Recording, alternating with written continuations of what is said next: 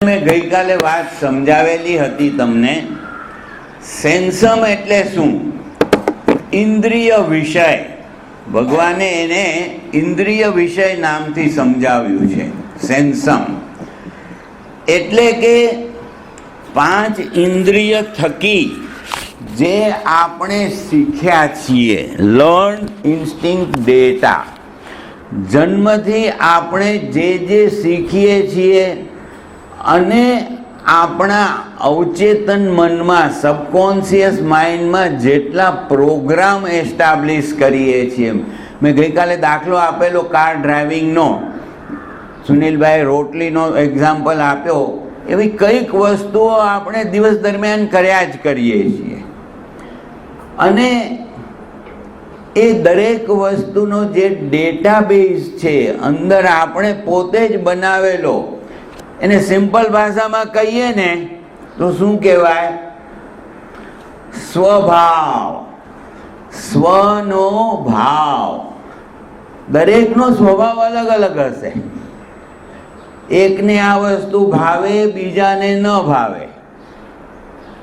મને કેરી ભાવતી જ નથી. બધા મને પૂછે કે અરે આટલી સરસ વસ્તુ તું કેમ ખાતો નથી? પણ મને એક ડેટા છે કે કેરીને જોઈને હું ભાગી જાઉં છું. I cannot bear the smell of mango. એ મારો એક સ્વભાવ થઈ ગયો છે. એવી રીતે દરેકનો દરેક જાતનો સ્વભાવ હોય. ગુસ્સાનો પણ એક સ્વભાવ. દરેક ગુસ્સો અલગ અલગ રીતે વ્યક્ત કરે. ગુસ્સો કરવાના કયા શબ્દો વાપરવા, કેવી રીતે આંખો, મોઢાના સ્નાયુઓને સંકુચિત કરવા અથવા એના પરિવર્તન કરવા વગેરે વગેરેથી લઈ અને કઈ એક્શન કરવી જેનાથી આપણે ગુસ્સાને વ્યક્ત કરી શકીએ. જર્મની ભણવા ગયો તો શરૂઆતનું પહેલે જ અઠવાડિયે એક ભાઈ હતા, તે મને કન્ટ્રી સાઈડ ઉપર, અઠવાડિયાનો ટાઈમ હતો, પછી મારે લેંગ્વેજ શીખવા જવાનું હતું, તો ત્યાં હતો, ઓળખતા હતા, તો મને લઈ ગયા એની ગાડીમાં કે બહુ સરસ છે, ચલો આપણે કન્ટ્રી સાઈડ ઉપર જોવા જઈએ. બ્યુટીફુલ, બહુ સરસ હતું વાતાવરણ. થોડો સાંકડો રસ્તો હતો અને ગાડીમાં જતા હતા. પાછળથી એક ગાડી આવી ફાસ્ટ સ્પીડમાં અને જોરથી હોર્ન મારવા લાગી. અને મેં કીધું આ શું કરે છે, આટલું બધું કેમ ગુસ્સે થઈને? અને પછી જેવી જગા મળી એટલે ઝૂમ બાજુમાંથી નીકળી ગયો ઓવરટેક કરીને. પણ એ નીકળતા આમ કરતો ગયો. અરે મેં કીધું આ શું કરે છે, આમ શું કરે? મને કે જુઓ આ શીખી લેજો.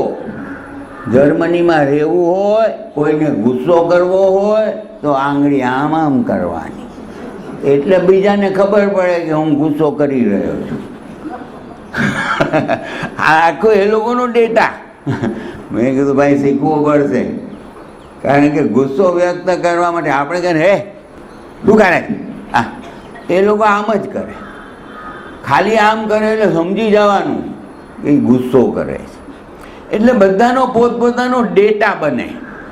એક અંદર સંસ્કાર, નાનપણથી બાળક સંસ્કારોનું સિંચન કરે, એસ્ટાબ્લિશ કરે અને પોતાનો સ્વનો ભાવ બનાવે. ભાવ પણ ભાવ કયા હોય? આ સેન્સમ પ્રમાણે, કાં લાઈક કાં ડિસલાઈક, કાં પ્રિયતા કાં અપ્રિયતા, કાં રાગ કાં દ્વેષ.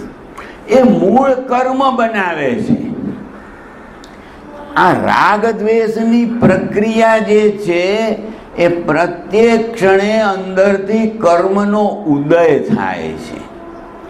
અને એ આપણે જે કાંઈ પણ જોઈએ, સાંભળીએ, ખાઈએ, સૂંઘીએ વગેરેથી જેટલી અંદરની અંદર આપણી અંદરનો પાંચ ઇન્દ્રિયનો ડેટાબેઝ ભરેલો હોય, લાઈક ડિસલાઈક, ગમે છે નથી ગમતું એના, એ પ્રમાણે આપણા ભાવ બને. સુનિલભાઈએ જે શબ્દ વાપર્યો ને, ઇમ્પલ્સિસ, સરળ ભાષામાં ગુજરાતી મેં કહીએ તો આવેશ અને આવેગ બને.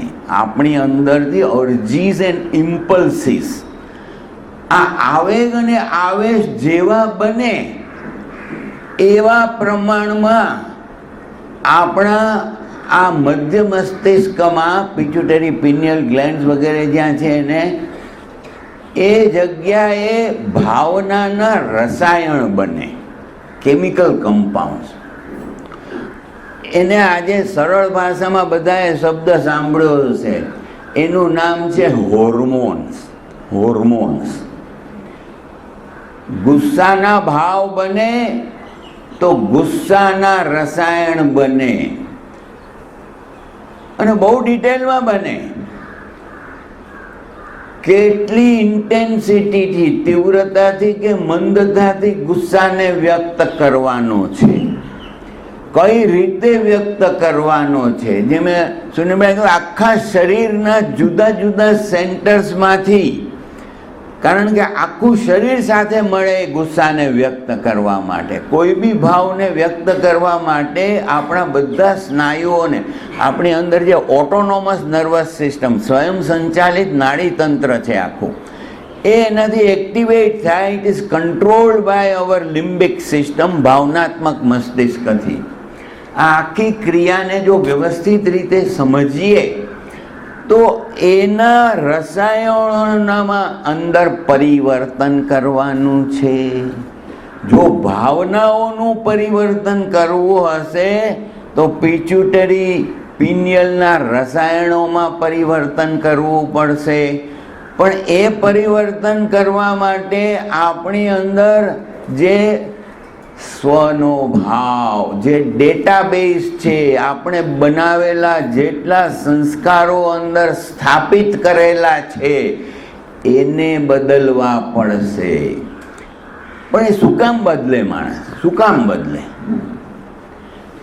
એનું મૂળ કારણ આપણે જૈન સિદ્ધાંત પ્રમાણે સમજવાનો પ્રયત્ન કરીએ. કારણ કે આ કર્મ અને આત્માનો સંબંધ પહેલે દિવસે જે મેં વાત સમજાવવાની કોશિશ કરી અનંતકાળથી છે, અને આ કર્મના સંદેશ એટલે કે કર્મનો ઉદય પ્રત્યેક ક્ષણે થયા કરે છે, અને એમાં બી નિમિત્ત બને છે, કારણ બને છે આપણી ઇન્દ્રિયો, 5 ઇન્દ્રિયો. અને એના ઉપર અહીંયા આપણા મગજમાં હંમેશા રિએક્શનના, પ્રતિક્રિયાના જેટલા સંદેશ છે તે પ્રમાણે આપણે ભાવનાઓ ઉત્પન્ન કરી અને મન, વચન અને કાયાની પ્રવૃત્તિ કરીએ છીએ. એક સંક્ષિપ્તમાં આખી વ્યવસ્થા છે. આ કર્મની મિકેનિઝમને સમજવાની સૌથી પહેલા જરૂરત છે કે આ કર્મ કઈ રીતે કામ કરે છે. ભગવાન મહાવીરે જે વાતો સમજાવી અને 9 તત્વની રીતે આપણી સામે પ્રસ્તુત પણ કરેલી છે, જેને ક્રિસ્ટલાઇઝ કરીને આજે 9 તત્વ તરીકે આપણે જેને ઓળખીએ છીએ, જીવ છે, અજીવ છે, એ બંનેમાં જે ડિફરન્સ છે એની વાત મેં તમને પહેલાં જ સમજાવેલી હતી કે ચૈતન્ય જે છે તે જીવ છે, જે જાણે છે, જે અનુભવ કરે છે તે જીવ છે. ચિત્ત જેનાથી બને છે, શુદ્ધ ચિત્ત. પણ આ શુદ્ધ ચિત્ત જે બને છે અને આત્મશક્તિ દ્વારા જે બહાર આવે છે એ કર્મની શક્તિથી જ્યારે બંધાયેલો છે તો એ દરેક ભાવનાને વિકૃત બનાવે છે. અને આ વિકૃત ભાવના રાગ દ્વેષથી બનતી અને કષાયો દ્વારા ક્રોધ, માન, માયા, લોભ, અને એના થકી બધા જ ભાવ બને, પછી જુદા જુદા, અને દરેકના જે સ્વભાવ પ્રમાણે એ ભાવ, ગુસ્સા હોય અને પોતાનો અહંકાર હોય, અને અહંકારને જ્યારે ચોટ લાગે તો વેરની ભાવના બને, બીજાની પાસે વધારે ફેસિલિટીઝ જોઈએ વગેરે વગેરે, તો ઈર્ષ્યાની ભાવના બને. એવી જાતના હજારો જાતની ભાવના આ કર્મની શક્તિથી બનતી હોય છે. અને જેવી ભાવના બને એ પ્રમાણેની આપણે પ્રવૃત્તિ કરીએ, અને જેવી પ્રવૃત્તિ કરીએ એટલે નવા કર્મને આપણે આકર્ષિત કરીએ. આકર્ષિત કરવાનું મૂળ કારણ શું છે? તો કે આ જીવનો વિકૃત સ્વભાવ, જે કર્મ થકી જે વિકૃત બને છે, રાગ દ્વેષમાં જે ચાલી જાય છે, એટલા માટે એ નવા કર્મને આકર્ષિત કરે છે. જે જૂના કર્મ ઉદયમાં આવે તો એને પરિણામ રૂપે ખાલી ભાવ બનાવીને તમારી અંદર છોડી દે. એ કર્મ જે ક્લસ્ટર ઓફ કાર્મિક મેટર્સ, કર્મના પરમાણુઓ અથવા દ્રવ્ય કર્મ જેને કહી શકાય, એ આત્માથી પોતાની મેળે અલગ થઈ જાય. જેમ મેં તમને ઓક્સિજનનો દાખલો આપેલો શ્વાસોશ્વાસ સાથે, પણ ભાવનાના જે સંદેશ હોય તે આગળ જઈ અને અલ્ટિમેટલી અંતમાં શું, તો કે મન વચન કાયાની પ્રવૃત્તિ કરાવે. અને જેવી પ્રવૃત્તિ કરીએ નવા કર્મને આપણે આકર્ષિત કરીએ. એ નવા કર્મને જે આકર્ષિત કરીએ તેનું નામ છે આશ્રવ. અહીંયા આગળ મેં ચિત્ર બનાવીને મૂક્યું છે આશ્રવનું, તમે જોશો તો ખ્યાલ આવશે. આશ્રવને સમજવા જેવો છે. આશ્રવ એટલે આત્મા સાથે કર્મને અંદર લઈ જવાના દ્વાર, દરવાજા છે. દરવાજા કહી શકીએ આપણે, કમ્પેરિઝન કરીએ એનોલોજી પ્રમાણે, તો આ બધા દરવાજા બનેલા છે. હવે ભગવાને આ દરવાજાઓનું બહુ સરસ રીતે વર્ણન કરેલું છે કે અનાદિકાળથી આ જે 20 ચક્ર ચાલ્યા કરે છે, જૂના કર્મનો ઉદય થાય અને પરિણામ રૂપે આપણે મન વચન કાયાની પ્રવૃત્તિ કરીએ અને નવા કર્મને આપણે આકર્ષિત કરીએ. આશ્રવ. હવે જ્યાં સુધી જીવ એ સમજતો નથી કે આ કર્મ શું છે, મારું શુદ્ધ સ્વરૂપ શું છે, શું કામ આ બધું ચાલ્યા કરે છે, જ્યાં સુધી મનમાં એ વિચાર પણ ન આવે, જેને એ આ શંકાઓને સમાધાન રૂપે પોતાની જાતને તૈયાર જ ન કરે, અને જે ગમે છે, ઇઝી છે, બીજાના ઉપર ડિપેન્ડન્ટ થવા જેવું છે, એ બધું આપણે ગ્રહણ કરી લઈએ છીએ.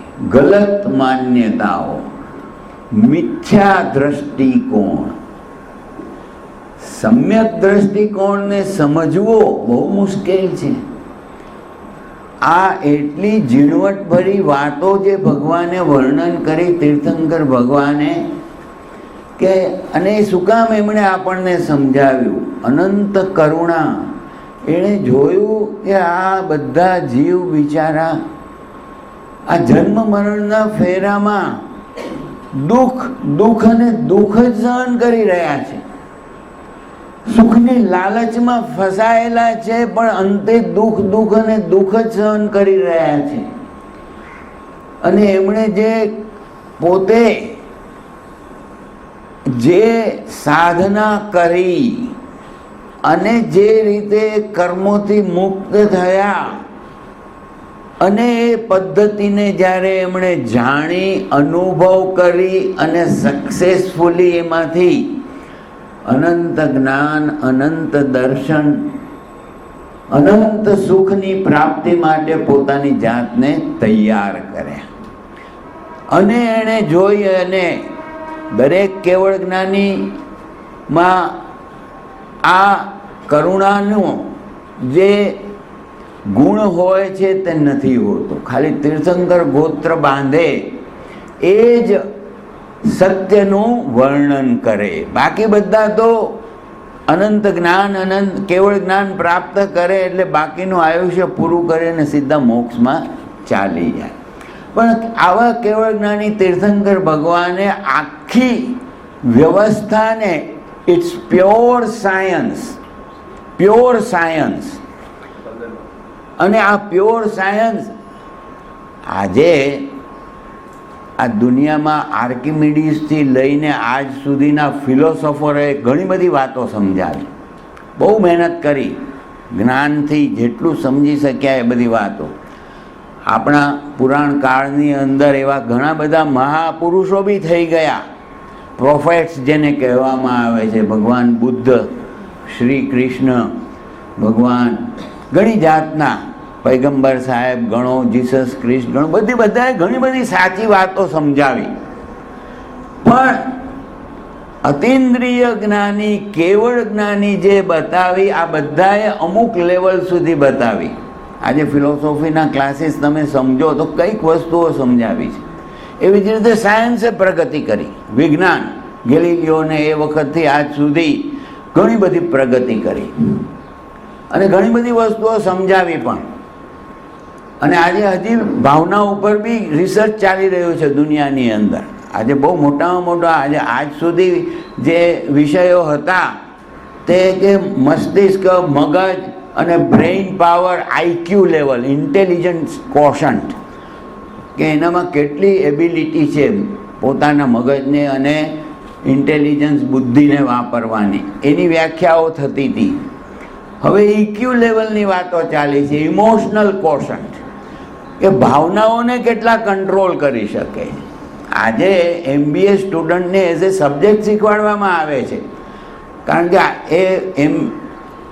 આ ભણ્યા પછી મોટી કંપનીના CEO બને કે મોટા ઓર્ગેનાઇઝેશન્સ ચલાવવાના હોય, પણ એમાં ભાવનાત્મક બુદ્ધિ ન હોય, પોતાની જાતને કંટ્રોલ ન કરી શકે, ઉપરના અને નીચેના સાથેનો સંબંધ વ્યવસ્થિત ભાવનાઓને કંટ્રોલમાં રાખીને ન કરી શકે તો એ કંપની આગળ જ ન વધી શકે. મટીરિયાલિસ્ટિક વર્લ્ડમાં બી એની જરૂરત છે. પણ એ બધાની જે રિસર્ચ આજે છે, જેનેટિક સાયન્સની કેટલી બધી ડિટેલમાં આજે રિસર્ચ ચાલી રહી છે. પણ એના આ બધી રિસર્ચને ભેગી કરીને સમજવાનો જો પ્રયત્ન કરો અને બીજી બાજુ 6 દ્રવ્ય અને 9 તત્વની વાતને થરલી જે સમજી જાય, થરલી, એ બધાનું સમાધાન કરી શકે છે, બધી બિલીફ્સનું સમાધાન કરી શકે છે. એકે ઈશ્વરવાદી ધર્મની સ્થાપના કરી, એકે પરિવર્તનશીલ ધર્મની સ્થાપના કરી. બુદ્ધએ પરિવર્તન અને ઈશ્વરવાદી ધર્મની હિન્દુઓએ કરી. પણ બંને સાચા છે. કયા દ્રષ્ટિકોણથી આ ઈશ્વરવાદી ધર્મ સાચો છે અને કયા દ્રષ્ટિકોણથી બુદ્ધ ધર્મની માન્યતા સાચી છે, એ ભગવાન મહાવીરે અનેકાંતવાદથી બંનેને સાચા ઠરાવ્યા. પણ ક્યાં ક્યાં એ લોકોની વાત કઈ રીતની છે એ આપણે પણ વ્યવસ્થિત રીતે સમજી શકીએ જો આ આખા યુનિવર્સની વાત, 6 દ્રવ્ય અને 9 તત્વની વાત જે બરોબર સમજી લે, ભગવાને બતાવેલી છે તે પ્રમાણે, તે માણસ બહુ સારી રીતે આ વાતને બધી જ આજના વિજ્ઞાનની બધી જ વસ્તુઓનું સમાધાન થઈ જાય છે. કારણ કે પ્રશ્નાર્થ થઈને રહી છે, એ પ્રશ્નના ઉત્તર આના તરફથી મળે છે. મારા ભાઈ છે એ BSc ગ્રેજ્યુએટ છે, ફિઝિક્સ અને મેથેમેટિક્સ ભણીને પછી 20 વર્ષની ઉંમરે દીક્ષા લીધી મુનિ મહેન્દ્ર કુમારજીએ. અને પછી એને ભણતા હતા ત્યારથી જ યુનિવર્સિટી લાઇબ્રેરીમાં, એલ્ફિન્સ્ટન કોલેજમાં, આખી બોમ્બે યુનિવર્સિટીમાં હી સ્ટુડ સેકન્ડ ઇન BSc. બહુ જ ઇન્ટેલિજન્ટ. અને એ આ બધું ભણતા હતા. એને તો મેટ્રિક પછી, SSC પછી દીક્ષા લેવી હતી. મારા ફાધરે કીધું કે નહીં, ભણવાની જરૂરત છે, તારામાં તાકાત છે અને ગ્રેજ્યુએશન ઇઝ નેસેસરી, પછી તારે જે કરવું એ કરજે. ના નહીં પાડી દીક્ષાની. પછી કીધું કે હવે સંસારમાં એ લપટાઈ જાય છે કે દીક્ષા લે છે, એના ભાવ ખબર પડશે. પછી એમણે 4 વર્ષ અભ્યાસ કર્યો, એમાં મેથેમેટિક્સ ફિઝિક્સની સાથે સાથે આ બધી વસ્તુઓ લાઇબ્રેરીમાં વાંચતા રહ્યા, પોતાની નોટ્સ ત્યારે બનાવતા. અને ત્યાર પછી આચાર્ય શ્રી તુલસી પાસે દીક્ષા લીધી. અને એ લોકોએ એ ટાઈમે, ઇટ ઇઝ ઇન 1957 એ લોકોએ આખું રિસર્ચ શાસ્ત્રોનું કરવાનું શરૂ કરેલું. એમાં એ જોડાઈ ગયા, કારણ કે ઇંગ્લિશ ભાષા ઉપર કાબૂ હતો, વિજ્ઞાન ઉપર કાબૂ હતો. અને હજી બી હું એમની પાસે જાઉં તો એની ટેબલ ઉપર ચોપડાના થોથા પડ્યા હોય ચારે બાજુ. આગમ મનીષી તરીકે એમને આપણા 32 આગમમાં કઈ વસ્તુ ક્યાં છે, કેવી રીતે છે, એને પૂછીએ ને ઇમિડિયેટલી એ જવાબ આપશે અને ખોલીને બતાવશે કે જો આ આવી રીતે સમજાવ્યું છે. હવે એમણે એક બુક લખી, એનિગ્મા ઓફ યુનિવર્સ. એનિગ્મા એટલે આ યુનિવર્સનું રહસ્ય શું છે, રહસ્ય. એ બુક 2010ની અંદર ઇંગ્લિશમાં લખી, પહેલાં હિન્દીમાં લખેલી હતી, વિશ્વ પ્રહેલિકા. પછી એણે ડિફાઇન કરી અને ઇંગ્લિશ વર્ડ્સ અને ઇંગ્લિશ બધી ફિલોસોફીઓને સાથે લઈ, સાયન્સને સાથે લઈ અને આખી બુક લખી. 2010માં president of India Abdul Kalam એ બી સાયન્ટિસ્ટ હતા, પહેલાં એને આપી બુક વાંચવા અને એના હાથે ઉદ્ઘાટન કર્યું દિલ્હીમાં. ત્યારે એણે બી કીધું કે આ બધા પ્રશ્નોના જવાબ આમાં સમાહિત થઈ જાય છે. પહેલું ચેપ્ટર લખ્યું, all the philosophies, right from the ancient philosophies till today. આજ સુધીની બધી જે દર્શન જુદા જુદા એ બધાના શું પોઈન્ટ ઓફ વ્યૂ છે, પહેલું ચેપ્ટર. બીજા ચેપ્ટરમાં સાયન્ટિસ્ટોએ કઈ વાત ક્યાં ક્યાં કઈ રીતે પ્રૂવ કરી છે એની વાતો લખી. અને ત્રીજા ચેપ્ટરમાં ભગવાન મહાવીરે 6 દ્રવ્યથી આખી વાત શરૂ કરી અને આ બધાનું સમાધાન કરતું આખું ચેપ્ટર લખ્યું. એટલી સરસ રીતે આ વસ્તુઓને આપણે સમજી શકીએ છીએ. બહુ વાંચવા જેવી બુક છે એનિગ્મા ઓફ યુનિવર્સ. ઇન્ટરનેટ ઉપર બી તમે મંગાવી શકો છો, બહુ સરસ બુક છે. અને આ વસ્તુને જો સમજીએ આપણે, ભગવાને જે સૂક્ષ્મ વાતો કરી છે અને સમજાવી છે.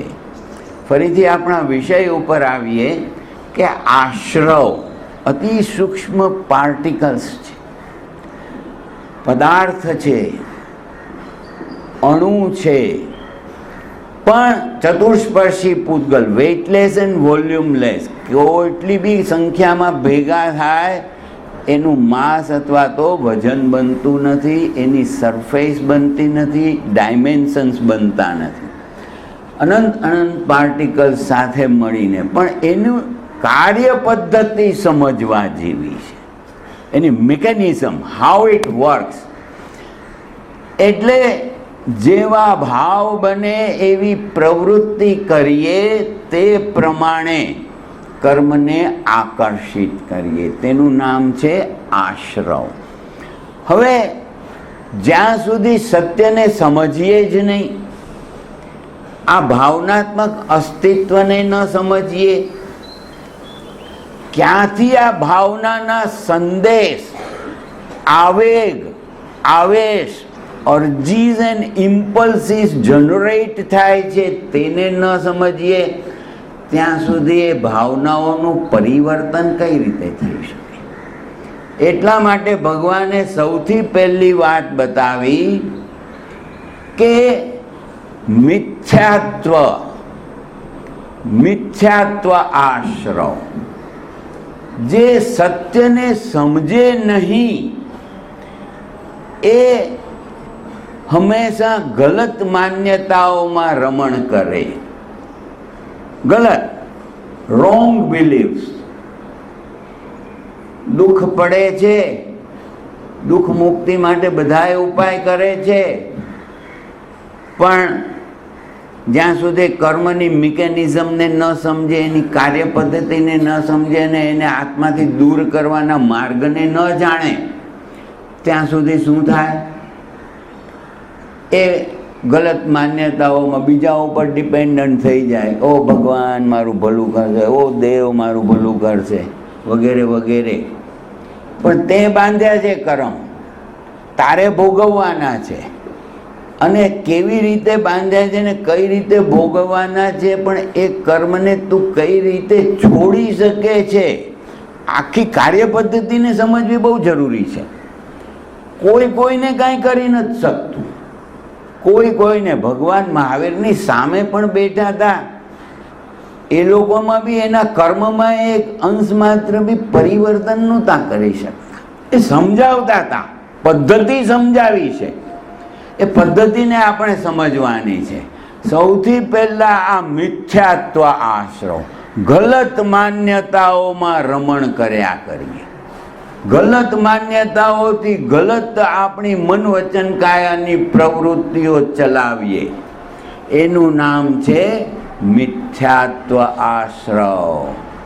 અને જ્યાં સુધી આ મિથ્યાત્વ હશે ત્યાં સુધી સમ્યક રૂપે કોઈ આગળ કર્મને દૂર કરવા માટેની સાધના નહીં કરી શકે. વ્યવસ્થિત રીતે સકામ નિર્જરા, જેને સકામ નિર્જરા, અકામ નિર્જરા તો એકેન્દ્રિય જીવ પણ કરે છે, નિગોદના જીવ પણ કરે છે, પણ એ નહીં. સકામ એટલે કે કારણ સહિત, કે મારે હવે આ જન્મ મરણના ફેરામાંથી મુક્ત થવું છે, મારે આ દુઃખ મુક્તિનો ઉપાય કરવો છે, આ બધા દુઃખોથી મુક્ત થવું છે. તે માણસ સમ્યક દ્રષ્ટિકોણને સૌથી પહેલા સમજે.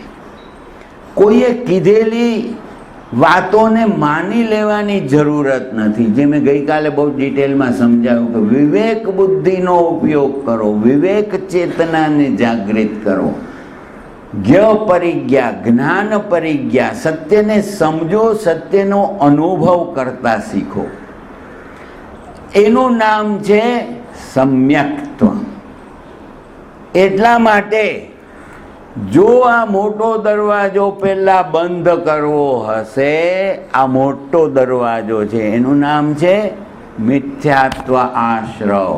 અને એ દરવાજાને જો બંધ કરવો હોય તો સમ્યક્ત્વ સંવર. એટલે કે સત્યને જેમ જાણતા જશો, એની ગહેરાઈઓને સમજતા જશો, અને પછી ભગવાને બતાવેલા માર્ગ ઉપર પોતે સ્ટેપ બાય સ્ટેપ જે આગળ વધશે, તો પહેલાં આ મોટો દરવાજો બંધ કરવો પડશે. સત્યને જાણવાનો પ્રયત્ન કરો. ગઈકાલે જેમ મેં કીધું ને કે આપણી પાસે મનુષ્ય જન્મ મળે એ જ સત્યને જાણી શકે. કારણ કે આપણી પાસે એવું મગજ છે જે આ જ્ઞાનને ગ્રહણ કરે, સત્યને એનાલાઇઝ કરે અને પોતે એને રિયલાઇઝ કરી શકે. સમ્યક જ્ઞાન અને સમ્યક દર્શન. ભગવાન મહાવીર તો કેવળ જ્ઞાની હતા. એને કોઈ આ ઇન્દ્રિય કે બ્રેઇનની બી જરૂરત નહોતી, પણ વ્યક્ત કરવા માટે તો એ જ વ્યવસ્થા હતી. અને સામે જે બેઠા હતા ગણધરો, એને ગ્રહણ કરવા માટે પણ મતિ અને શ્રુત જ્ઞાનની વ્યવસ્થા હતી. એની પાસે કોઈ કેવળ જ્ઞાન હતું નહીં. પણ એ જે બેઠા હતા એણે આનો ઉપયોગ કર્યો. ગઈકાલે મેં બતાવેલું ને, 100 બિલિયન ન્યુરોન્સ, અને એક એક ન્યુરોન્સ કેટલા બાઇટ્સ, કેટલા પ્રોગ્રામ કરી શકે, 10 લખીને 800 મીંડા. એ બધાનો ઉપયોગ કર્યો. મતિ જ્ઞાન દ્વારા આ સત્યને ગ્રહણ કર્યું ગણધરોએ. 14 પૂર્વનું જ્ઞાન ભગવાન મહાવીર આપી શક્યા. ભરાઈ ગયું આખું કોમ્પ્યુટર ફૂલ, નો બાઇટ્સ અવેલેબલ. પણ એ જે જ્ઞાન મળ્યું તે સમ્યક જ્ઞાન, અને એ જ્ઞાન મળતા સમ્યક દ્રષ્ટિકોણને એ લોકોએ પ્રાપ્ત કર્યું.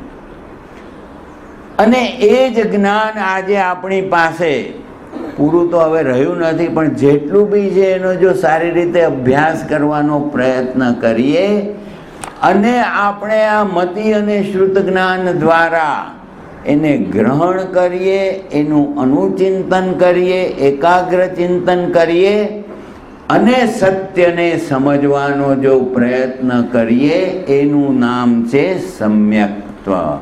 તે સમ્યક્ત્વ જે પ્રાપ્ત કરે, સત્યને સમજે, સત્યને અનુભવ કરતા શીખે, એ આ મોટો દરવાજો બંધ કરે. ત્યાર પછી બીજો દરવાજો છે જ્ઞાન પરિજ્ઞા સાથે.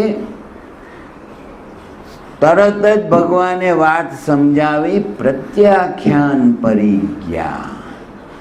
જો તમે સત્યને સમજો, હિંસાને સમજો, તો અહિંસાની સાધના માટે ત્યાગની ભાવનાનો વિકાસ કરો.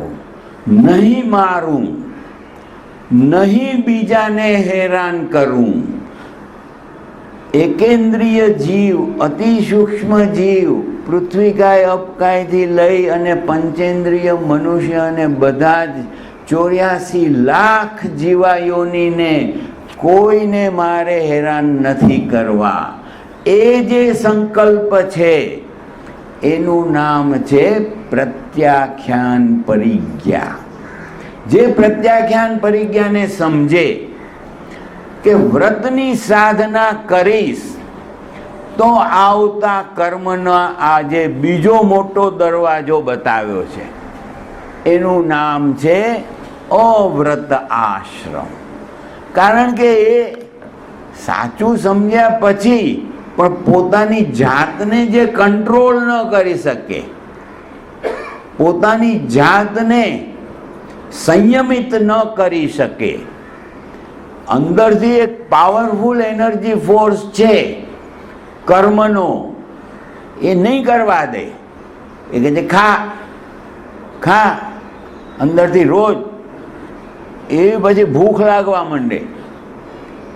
પણ ખાવાથી હું બીજા પ્રાણીઓની હિંસા કરી લઉં છું એ જાણ્યા પછી પોતાની જાતને સંયમિત કરવાનો પ્રયત્ન કરે. એટલે સ્ટેપ બાય સ્ટેપ, હજી આપણે તો ગ્રસ્ત છીએ, પૂરેપૂરો સંયમની સાધના નથી કરતા, પણ આપણે પણ આ સત્યને જાણી અને એ ભાવ તો બનાવી શકીએ. અને ત્યાગની ભાવનાથી જેટલા પ્રમાણમાં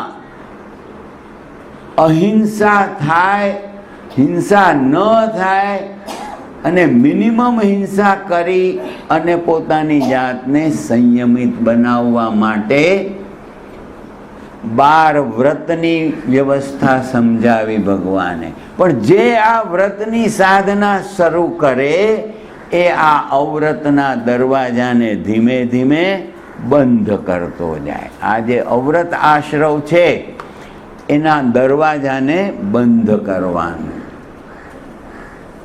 આની સૂક્ષ્મ વાત સમજવા જેવી છે.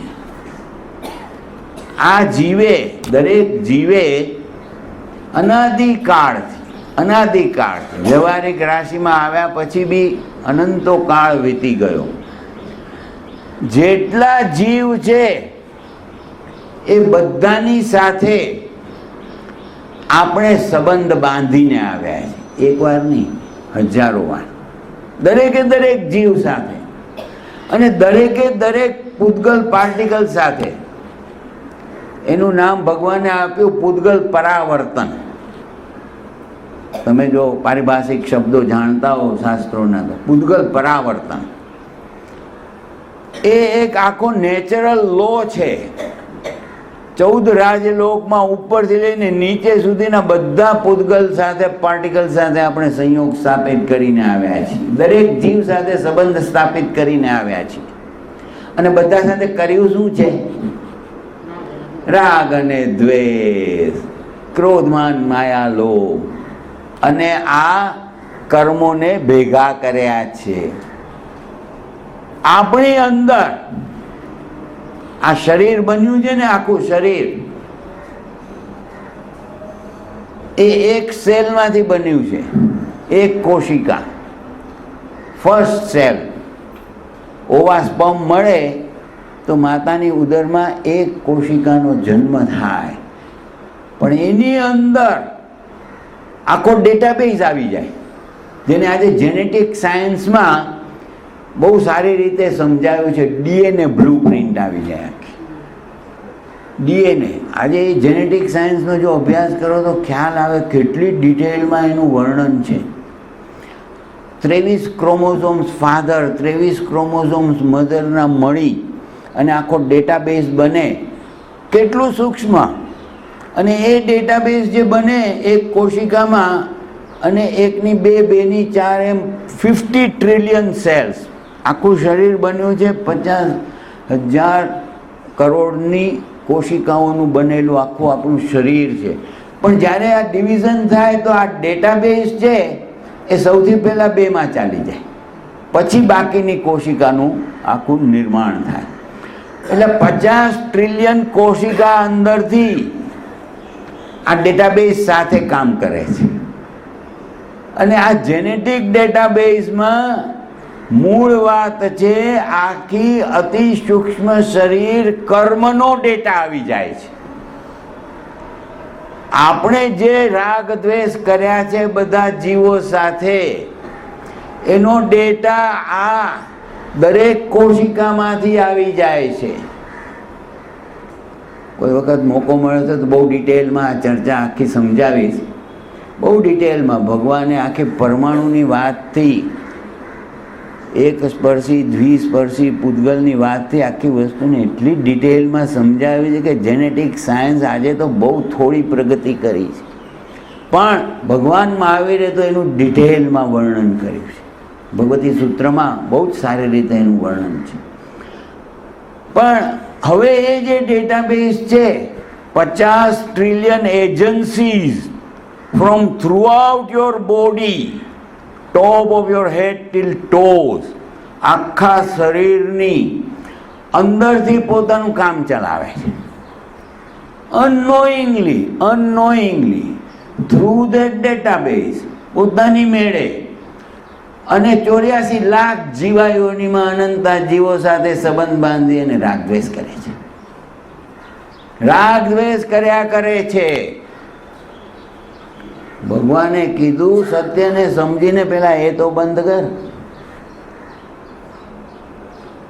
અવ્રત આશ્રવ, જ્યાં સુધી આ સમજીને પોતાની જાતને કંટ્રોલ કરે કોન્શિયસ માઇન્ડથી કે મારે કોઈ જીવને મારવા નથી, મારે કોઈ જીવને દુઃખ દેવું નથી, ત્યાગની ભાવનાને જે બનાવે, હિંસાની ભાવનાને બનાવવા વાળો અંદર કર્મ બેઠો છે, પણ જે માણસ ત્યાગની ભાવનાને બનાવે ત્યારે એને સમજ પડે અને આ બધી એજન્સીઓને બંધ કરી દે. એનું નામ છે વ્રત તે સંવર, અવ્રત તે આશ્રવ. શું કામ? રોજ 2 વાર પ્રતિક્રમણ કરતા કરતા 84 લાખ જીવાયોનીને ક્ષમા યાચના રોજ રોજ કરવાની. શેને માટે? શેને માટે? કોઈ દિવસ આ પ્રશ્ન ઉઠ્યો છે? કારણ કે એ એજન્સીઓ કામ કરી રહી છે અતિ સૂક્ષ્મ શરીરથી. આપણી અંદર રહેલું અતિ સૂક્ષ્મ શરીર, કર્મ શરીર આ વ્યાપાર કરી રહ્યો છે ઇન્સાનો. એને બંધ કરો પહેલા. આ મોટો દરવાજો છે, પછી લિમિટ કરી નાખો કે ભાઈ પાણી, અપકાયના જીવ, 6 કાયનું તમે પોતે વિચાર કરો. પૃથ્વી કાયના જીવ ક્યાં ક્યાં, શું કામ મારું? મને કેટલી જરૂરત છે? ગ્રહસ્થ તરીકે બી કેટલી જરૂરત છે? બાકીના 14 રાજલોકની અંદર જેટલા જીવ છે એની સાથે ક્ષમા યાચના કરો કે ભાઈ મેં તને જે દુઃખ અજ્ઞાનતાથી દીધું છે એની માફી માંગુ છું, અને તે મને જે કાંઈ પણ દુઃખ દીધું હોય એને હું તને માફ. ક્ષમા અને યાચના બંને વસ્તુ સાથે કરવાની છે. જે આ ભાવનાપૂર્વક કરે એ આ કર્મની વેલ્સ, કર્મની જે જડ મૂળ છે ને એને કાપતા જાય. આ સત્યને સમજે એ જ, આ જ્ઞાન પરિજ્ઞા હોય એ જ અવ્રત આશ્રમને સમજે અને એ વ્રતની સાધના વ્યવસ્થિત કરવાની છે. પછી લિમિટ યોર સર્કલ, અને પછી જેમ જેમ આ ભાવના વધશે તો અપૂર્વ અવસર એવો ક્યારે આવશે જ્યારે સંપૂર્ણ સંયમની સાધના હું કરી શકું અને આ કર્મના જળ મૂળથી બધાને કાઢી નાખું. છ કાયની હિંસાનું હું સંયમ કરતા શીખું. આ ભાવના જે કરે તેનું નામ છે અવ્રત આશ્રમ. ખાલી એમ બચકા નાના મોટા કરી લીધા નહીં, અંદરથી આ પિચ્યુટરી ગ્લેન્ડ, આ ભાવનાત્મક મસ્તિષ્કને તમારે બદલવાનું છે. હૃદય પરિવર્તન. આપણે કહીએ ને કે આ ભાઈનું તો આ હૃદય પરિવર્તન થઈ ગયું, કેવો હતો ને કેવો થઈ ગયો. આ હૃદયનું પરિવર્તન નથી થતું, આ તો પમ્પિંગ સ્ટેશન છે. આપણા શરીરમાં બ્લડ સર્ક્યુલેશન માટેનું પમ્પિંગ સ્ટેશન છે. શાસ્ત્રોમાં પણ આનું વર્ણન કરેલું છે. પિચ્યુટરી ગ્લેન્ડ અને પિનિયલ ગ્લેન્ડ અને ભાવનાત્મક મસ્તિષ્કનું એક પ્રસંગ યાદ આવે છે. સમવેર ઇન 2002 એક પ્રોગ્રામ હતો દિલ્હીમાં. ઇન્ટરનેશનલ જૈન ડૉક્ટર્સ એસોસિએશન છે, બહુ સરસ, વર્ષોથી કામ કરે છે. બધા જૈન ડૉક્ટર્સનું એક એસોસિએશન છે અને દર વર્ષે એ લોકોનો એક પ્રોગ્રામ થાય. ડિસ્કશન જૈનિઝમ અને મેડિકલ સાયન્સ ઉપર વધારે, બાયોલોજી વગેરેને. તો દિલ્હીમાં મને પ્રેક્ષા ધ્યાન માટે એ લોકોની મારું એક પ્રેઝન્ટેશન પ્રેક્ષા ધ્યાનનું પણ હતું. 5 દિવસનો પ્રોગ્રામ હતો, બધા ડૉક્ટર્સો હતા, બહુ વિદ્વાન ડૉક્ટર્સો હતા, પણ સાથે સાથે 2 આચાર્યની હાજરી હતી. એક આચાર્ય શ્રી મહાપ્રજ્ઞજી હતા અને બીજા આચાર્ય હતા દિગંબરના મહાન આચાર્ય છે. અને એ બંને આચાર્ય શાસ્ત્રોના જાણકાર, માસ્ટર્સ, બંને બેઠા હતા અને ડૉક્ટરની પેનલ દરેક સેશન માટે. અને બહુ સરસ રીતે આખું વર્ણન, કોઈકે નામકર્મ ઉપર આખું પ્રેઝન્ટેશન બનાવી, ડૉક્ટરે બનાવીને ખૂબ સરસ રીતે એવું કંઈક જાતનું પ્રેઝન્ટેશન થતું હતું. ઇમોશનલ મિકેનિઝમનું આખું પ્રેઝન્ટેશન પણ એક ડૉક્ટરે કર્યું.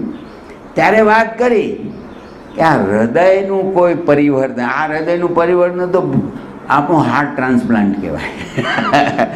એ પરિવર્તન નથી થતું. એ હૃદય ક્યાં છે? ત્યારે એણે આખું ઇમોશનલ મિકેનિઝમ બતાવ્યું કે આ pituitary gland, pineal gland, હાઇપોથેલામસ, amygdala, આ બધા અંદરના જે મિકેનિઝમના ઓર્ગન્સ કઈ રીતે શું કામ કરે છે. મારી પાસે છે ને પ્રેઝન્ટેશન મારા બનાવેલા, બહુ જ સરસ રીતે. હવે એ જ વાત કરું છું કે આ વસ્તુ જ્યારે કીધી, 2 આચાર્ય સાંભળતા હતા. એ લોકોનું કામ આ બધી વસ્તુઓને શાસ્ત્રોક્ત બતાવવાનું હતું. એટલે જેવું પૂરું થયું એટલે હું પછી કહું તમને નામ. બહુ મોટા આચાર્ય દિગંબરના મહાવિદ્વાન આજે પણ છે. એણે પછી એ હૃદયની આખી વાત અર્ધમાગધીમાં બોલીને બતાવી અને હિન્દીમાં એને સમજાવ્યું. બહુ સારી રીતે સમજ પાડી. પછી આચાર્ય શ્રી મહાપ્રજ્ઞજીએ એનાથી પણ ડિટેલમાં ભગવતી સૂત્રમાં, આ સૂત્રમાં ક્યાં ભગવાને કઈ રીતે એનું વર્ણન કર્યું છે એને ટાંકીને કીધું કે આ ડૉક્ટર સાહેબ કહે છે એ બરોબર છે. અહીંયાના રસાયણોનું પરિવર્તન જે કરી શકે એનું નામ છે હૃદય પરિવર્તન. આખી વસ્તુને બહુ સરસ રીતે દુનિયાભરના આ સાયન્ટિસ્ટ ડૉક્ટરો બી બહુ મહેનત કરી રહ્યા છે આજે આ શાસ્ત્રોને આપણા સમજવાનું. અને એને કઈ રીતે આપણે આધ્યાત્મિક રીતે એનો ઉપયોગ કઈ રીતે કરી શકીએ એ પણ વાતો સમજવાની છે પ્રેક્ટિકલ રૂપમાં. એટલે એ પરિવર્તન કરવા માટે સૌથી પહેલાં તો પ્રત્યાખ્યાન પરિજ્ઞા, આ બીજો મોટો દરવાજો જે બંધ કરે એ વ્રત આશ્રવ, અવ્રત આશ્રવને જે બંધ કરે એ બીજો મોટો દરવાજો બંધ કરે તે વ્રત કરે, તેનું નામ છે સંવર. તો આવતા કર્મને તમે રોકી દો, આવે જ નહીં અંદર. ત્રીજી વાત છે, આ બધું સમજી લીધું, બધું જાણી લીધું, બરોબર, સમ્યક દ્રષ્ટિકોણ, પણ એની જાગરૂકતા કેટલો વખત રહે છે. જેવા અહીંયાથી નીકળ્યા, કામમાં બીજામાં ગયા, બધું ભૂલાઈ જાય. પ્રમાદ આશ્રવ, આ જ્ઞાન પરિજ્ઞાને જાગૃત રાખવા માટે, વ્રતની સાધનાને, ત્યાગની ભાવનાને પોતાની અંદર જાગૃત રાખવા માટે જે સતત પ્રયત્ન કરે એનું નામ છે અપ્રમાદ આશ્રવ. કારણ કે ભૂલાવા વાળો તો અંદર બેઠો છે. કર્મ આપણને હંમેશા ભૂલાવામાં જ રાખે છે, કન્ટિન્યુઅસલી.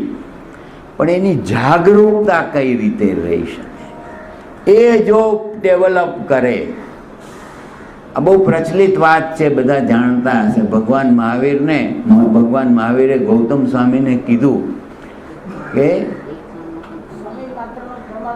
સમય માત્રનો પ્રમાદ ન કર. બહુ કહેવા બધા જાણે છે એ આ વાત કે તું એક બી સમયનો જો પ્રમાદ કરશે તો ભલે વ્રત લીધા હશે, ભલે સંયમની સાધના કરે, સત્યને જાણે છે, કર્મ પોતાનું કામ ચાલુ કરી દેશે. એટલે આ ત્રીજો દરવાજો સમયમ ગોયમ માપમાય, એક સમયનો પણ તું પ્રમાદ ન કર. બહુ સરસ રીતે આ વાતને ભગવાને સમજાવી છે ડિટેલમાં. સાધના કાળ હતો ભગવાનનો, સાધના કાળ 12.5 વર્ષ સુધી. એમાં એ કેટલું સૂતા હતા ખબર છે? કોઈને ખ્યાલ છે? હા, એક મુહૂર્ત. 48 મિનિટથી વધારે સૂતા નથી. સતત અપ્રમત્ત અવસ્થા, સતત. આટલા વર્ષમાં ડિવાઈડ કરી નાખો 48 મિનિટને, તો કેટલું એણે ઝપકી કેવી લીધી હશે, વિચાર કરો. અને સાધના કરી, અને પછી હવે આપણે ભાવના ઉપર આવીએ, જે ચોથા ક્રમે આવે છે. આ મોટા દરવાજા ખુલ્લા હોય અને ખાલી અહીંયાથી આપણે કશાય મુક્તિની વાતો કરીએ તો બી નહીં ચાલે. કારણ કે આ ચોથું આશ્રવ છે તે કશાય આશ્રવ, એટલે કે રાગ દ્વેષમાં રમણ કર્યા કરીએ. આપણે એ જ કામ કરીએ છીએ આખો વખત. કારણ કે ક્રોધ, માન, માયા, લોભ અંદરથી જે સંદેશ આપે, જેવી ભાવના બને, જેવા ભાવ બને ને ઓટોનોમસ નર્વસ સિસ્ટમ અને આ ન્યુરો એન્ડોક્રાઇન, આપણા જે અંતઃસ્રાવી ગ્રંથિઓના જે રસાયણો છે એ પ્રમાણે પછી શરીર પોતાની મેળે કામ કરવા લાગી જાય. ગુસ્સો કરવો નથી, બધા આપણે સમજીએ, પણ જ્યાં સુધી આ રસાયણોને બદલતા નહીં શીખે તેનો ગુસ્સો પોતાની મેળે બહાર આવી જશે. અને ભૂલે ચૂકે જો એ દબાવી રાખે ગુસ્સાને, રિપ્રેશન, સપ્રેશન જો દબાવી રાખે તો એ મલ્ટીપ્લાય થઈ અને સબકોન્શિયસ માઇન્ડમાંથી જો બહાર આવે તો ભયંકર રીતે બહાર આવશે. ભગવાને પ્રક્રિયા બતાવી કે એના જડમૂળને કાપો, ત્યાંથી બંધ કરો જ્યાંથી એ આવી રહ્યો છે. એને એક્યુમ્યુલેટ નહીં કરો, એને ભેગો ન કરો કે જેથી તમને વધારે નુકસાન કરે. Repression is not the solution of it. એટલા માટે સત્યને સમજી અને કષાય આશ્રવને બંધ કરવા માટે અકષાય, અકષાયને અંદર સુધી સ્થાપિત કરવા માટે ભાવનાઓનું પરિવર્તન, પરિવર્તન રૂપાંતરણની આખી પ્રક્રિયા સમજવાની છે કે આ ભાવનાઓનું હું કઈ રીતે પરિવર્તન કરું. છે મનુષ્ય તરીકે આપણી પાસે એને માટેના બધા જ પ્રોપર સાધન છે. એમિગડાલા એક એવા આપણી અંદર મધ્ય મસ્તિષ્કમાં રહેલા બે નાના નાના અવયવ છે, બે બાજુ. તમે ન્યુરોસાયન્સનો અભ્યાસ કરો તો તેમાં ખ્યાલ આવે, ઇન્ટરનેટ ઉપર જોશો તો બી ખ્યાલ આવી જશે આખી વસ્તુનો, કે એ આખી આપણે જે ભાવનાઓને બદલવી છે એની through rectification of our sensum database is possible through that. પણ એને આપણે વ્યવસ્થિત રીતે સમજી અને સ્ટેપ બાય સ્ટેપ જો એનો આપણે પ્રક્રિયા કરીએ, એનું નામ છે ધ્યાનની પ્રક્રિયા, મેડિટેશન, અનુચિંતન. આચાર્ય સૂત્રમાં આ બધું અહિંસા, આખા એના એક એક ચેપ્ટર્સ જ એ છે. પેલું અહિંસા, બીજું અપરિગ્રહ, ત્રીજું સમતા, ચોથું સમ્યક્ત્વ, પછી નિર્જરા. એ બધામાં આ બધા પ્રયોગો બતાવ્યા છે. પ્રયોગો કે કઈ રીતનું અનુચિંતન કરવાથી વિપાક વિચય ધ્યાન, આ બધા એટલા બધા ધ્યાનના પ્રયોગો કેવી રીતે કરવા, આ બધાનું વર્ણન છે. આ બધાનું વર્ણન છે પિટ્યુટરી પિનિયલ ગ્લેન્ડને. ભગવાને એને છિદ્ર રૂપે, જ્યાંથી કર્મનો પ્રવાહ બહાર આવે છે, એ જે આખું આપણું અંદરનું સ્થાન છે, એ પ્રવાહ જ્યાંથી આવે છે, એ જે ભાગ ખુલ્લો છે આપણી અંદર નર્વસ સિસ્ટમની અંદર, ત્યાં શુદ્ધ આત્મ પ્રદેશો પણ રહેલા છે. અને આત્મશક્તિનો જો આપણે ત્યાંથી ઉપયોગ કરીએ,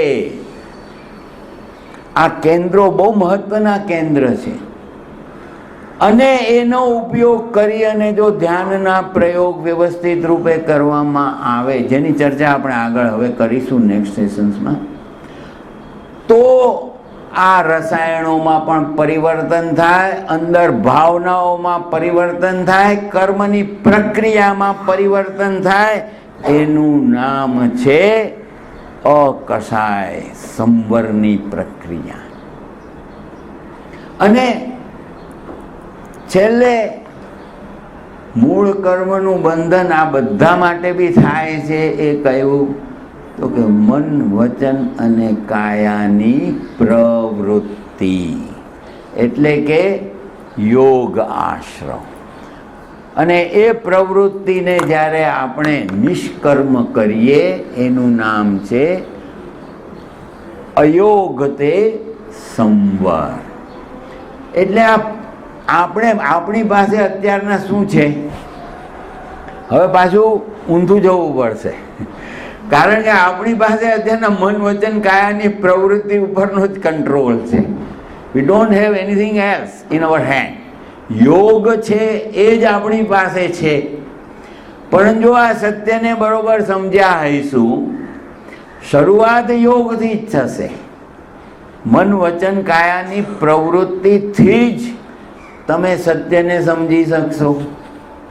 મતિ જ્ઞાન અને શ્રુત જ્ઞાનનો ઉપયોગ કરી શકશો. મન અને વચન, મનોવર્ગણાના પૂતગલ, ભાષા વર્ગણાના પૂતગલ, સત્યને જાણવાની પ્રવૃત્તિ મતિ અને શ્રુત જ્ઞાનથી જે થશે તે યોગથી જ થશે. સ્વાધ્યાય વગેરે, અને એના થકી જ વ્રતની સાધના થશે.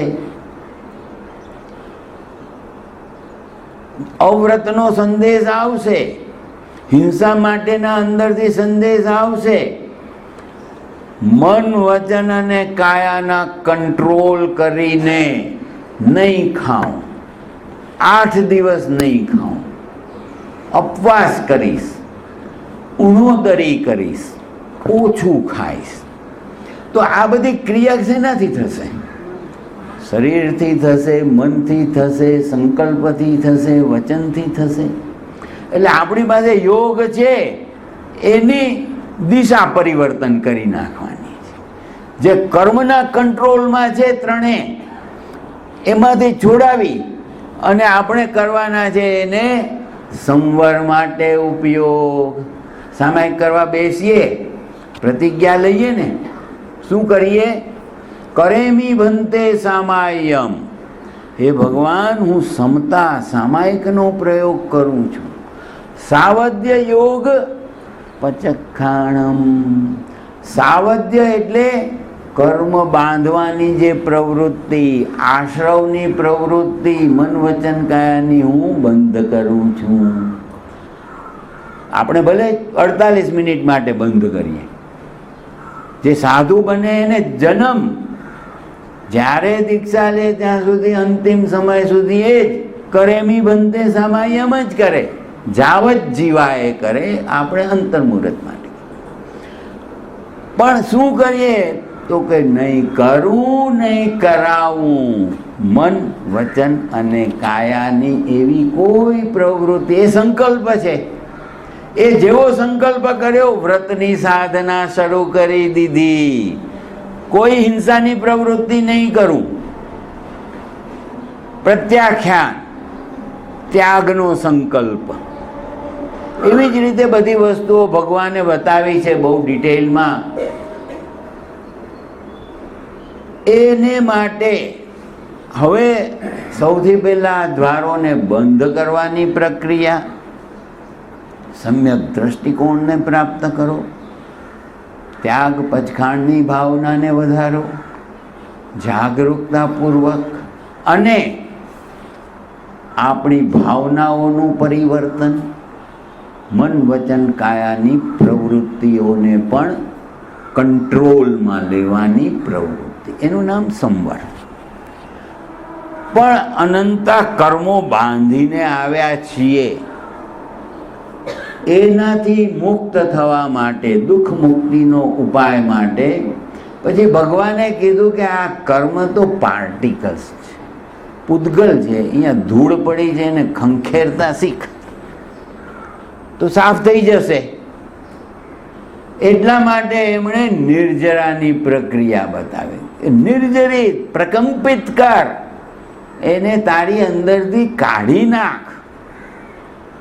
12 ઉપાય સમજાવ્યા. 12 જેને આપણે તપ બી કહી શકીએ. અહિંસા, સંયમ અને તપ. પહેલી વખત મેં જે શરૂઆત કરેલી ને કે ધમ્મો મંગલ મુક્કીઠમ અહિંસા સંયમો તવો. હવે તપની વાત, એટલું એનું નામ છે નિર્જરા. નિર્જરા સૌથી પહેલા જે ઇન્સ્ટિંક્ટ અંદરથી આવે છે, આપણી ઈચ્છાઓ, એ છે ખાવા પીવાની. આહાર સંજ્ઞા. આહાર સંજ્ઞા મોસ્ટ પાવરફુલ. એને જે વશમાં કરતા શીખે. એટલા માટે પહેલા 4 નિર્જરાના જે પ્રકાર બતાવ્યા ભગવાને, જે એ કરી શકે, because it is basic instincts, primal drives. સાયકોલોજીમાં એને પ્રાઇમલ ડ્રાઇવ્સ કહેવામાં આવે છે. Hunger, fear, reproduction and possession. આહાર સંજ્ઞા, ભય સંજ્ઞા, મૈથુન સંજ્ઞા અને પરિગ્રહ સંજ્ઞા. આ પ્રાઇમલ ડ્રાઇવ્સને સૌથી પહેલાં કંટ્રોલ કરો. એટલા માટે સૌથી પહેલું કીધું નહીં ખાઓ, નહીં ખાઓ, નથી ખાવું.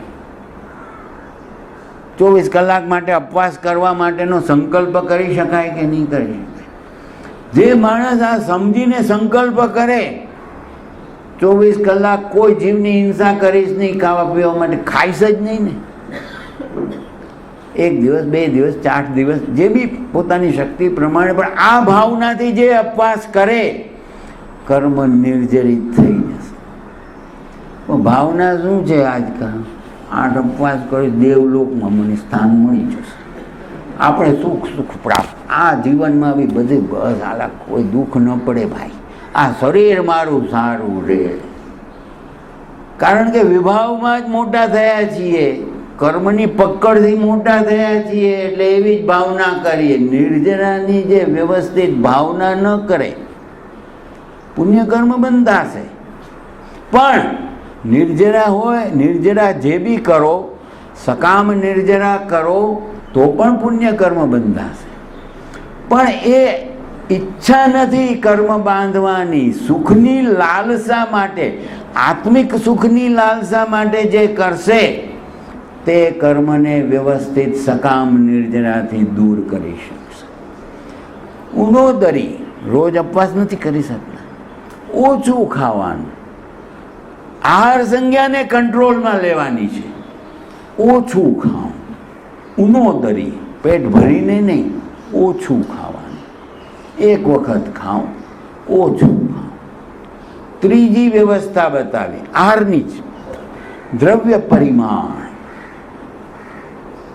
ભિક્ષાચરી. કે ભાઈ બધું જ જે પડ્યું છે આખી દુનિયા બધું ખાઓ. કોઈ દિવસ સંયમની ભાવના, વ્રતની ભાવના તો કરું કે ભાઈ નથી ખાવું બધું. આ આરંભ સમારંભ ચારે બાજુ થઈ રહ્યા છે, હું શું કામ એમાં ફસાઉં? કટ ઓફ ધ વેલ્સ, બંધ કરી દો, વ્રત કરી દો. 10 દ્રવ્યથી વધારે નહીં ખાઉં. Qualities and quantity also. આટલા લીટરથી વધારે પાણી નહીં પીવું. બંધ. બાકીના બધા જીવોને અભયદાન, અભયદાન. એ સંકલ્પ થશે, એનું નામ વ્રત. ભિક્ષાચરી, રસનો પરિત્યાગ. 56 વેરાયટી આંબેલમાં ખાવાનો, તો રસને ઉત્તેજના આપવાનું કામ. રોજે રોજ જે આવે સિમ્પલ ખાવાનો પ્રયત્ન. આજે આરોગ્યની દ્રષ્ટિકોણથી બી જોઈએ ને, શરીરને જો સારું રાખવું હશે ને તો પણ આ ખાવા પીવાનો કંટ્રોલ સૌથી પહેલાં કરવો પડશે. જે તે ખાવું. અને જો આરંભ સમારંભથી બચવું હશે તો બધું ખાવાનું બંધ કરી ઘરમાં જે બને સાદું સીધું એટલામાં સંતુષ્ટ થાય અને રસનો જે પરિત્યાગ કરે તેનું નામ છે રસ પરિત્યાગ. કાયક ક્લેશ, શરીરને કસીને પોતાની રીતે જે તૈયાર કરે તેનું નામ છે કાયક ક્લેશ. અને છઠ્ઠી જે બાહ્ય તપસ્યાનું આજે આપણે કરીએ, કાલે પછી કન્ટિન્યુ કરશું આંતરિક તપસ્યાની વાતથી. અને કાયક ક્લેશ એટલે મન વચન કાયાના શરીરને પોતે વ્યવસ્થિત બનાવે. 12.5 વર્ષ સુધી ભગવાને જે તપસ્યા કરી, કોઈ દિવસ માંદા નહોતા પડ્યા. શું કામ માંદા નહોતા પડ્યા? એનું વર્ણન છે બહુ ડિટેલમાં. કારણ કે ખોરાક જ સાવ એવી જાતનો લેતા હતા, સૂકો ખોરાક જે મળે ભિક્ષામાંથી, બહુ જ સિમ્પલ, ઓછામાં ઓછો, એકાદી વસ્તુ, અને શરીર ચલાવતા હતા. અને શરીરને કસીને એવું રાખ્યું કોઈ દિવસ બીમાર, ખાવા પીવાથી જ બીમારી છે. આજે બંધ કરો, બધું પચખાણ કરો, બધા આરંભ સમારંભ બંધ થઈ જશે, તમારું આખું દ્રષ્ટિકોણ બદલાઈ જશે. નહીં ખાઓ. એવી જ રીતે શરીરને વ્યવસ્થિત કરો. કાયક ક્લેશ, તપસ્યા માટે શરીરનો ઉપયોગ કરો. કાયાને કસો, દુઃખ પડે છે એને સહન કરતા શીખો. સકામ નિર્જરા. અને છઠ્ઠું મહત્વનું છે, 5 ઇન્દ્રિયોને વશમાં રાખો. મનને પ્રતિસંલીનતા. 5 ઇન્દ્રિયોના જે વિષય, સ્વભાવ, રાગ દ્વેષનો જે બનેલો છે એને કંટ્રોલમાં લેવા માટે પોતાની જાતને તૈયાર કરો. જેમ જેમ આ રાગ દ્વેષની પ્રવૃત્તિઓ છે નિર્જરા થવા લાગશે. તો આજે આપણે આ બાહ્ય તપસ્યા, 6 બાહ્ય અને 6 આંતરિક તપસ્યાની ચર્ચા આપણે કાલે કરીશું. વક્તા સાહેબ પણ આવી ગયા છે, એટલે એમને સાંભળવાનો પ્રયત્ન